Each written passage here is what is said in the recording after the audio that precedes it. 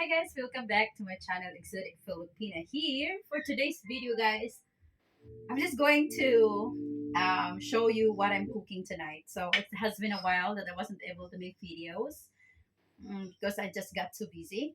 So now I'm gonna be making um, viand and food for the whole family. So what I'm gonna make right now, we do have the cabbage. I shredded it. And then of course we always have the spices. And then this is just mixtures of sayote, carrots, and potatoes.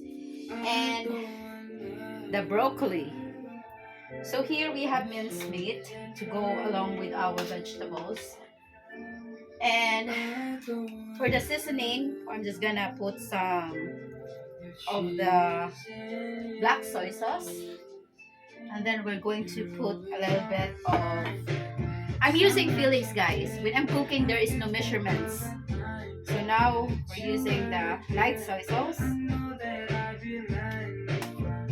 then just very little, like a pinch of sugar.